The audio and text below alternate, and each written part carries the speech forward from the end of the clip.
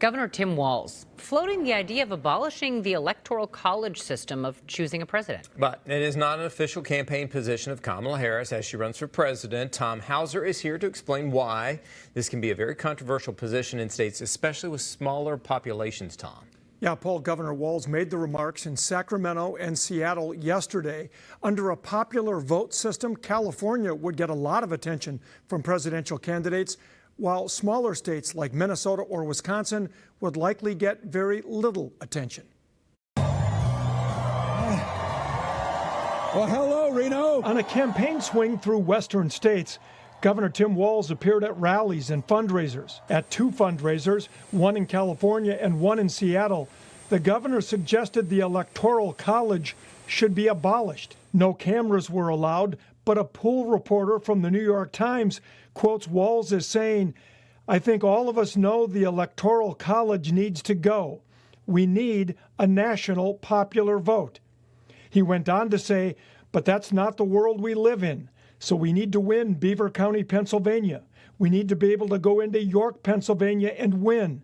We need to be in western Wisconsin and win. We need to be in Reno, Nevada and win." It's really, in some cases, telling some of these states or some of these people, I'm only here because I have to be, not because we really want to campaign here.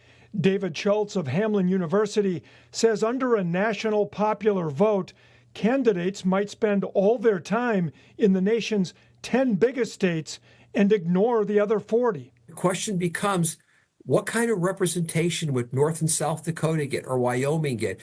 It's possible that Minnesota wouldn't even be paid attention to whatsoever. Many Democrats don't like the Electoral College because in the 2000 election between Gore and Bush and the 2016 election between Clinton and Trump, Democrats won the popular vote and lost the Electoral College.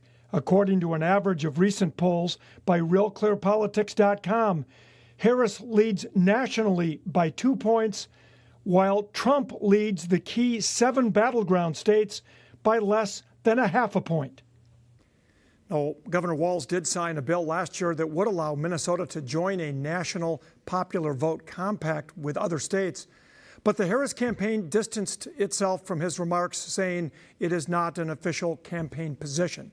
A spokesperson for the campaign saying in a statement, quote, "Governor Walz believes that every vote matters in the Electoral College, and he is honored to be traveling the country and battleground states working to earn support for the Harris-Walz ticket." Leah?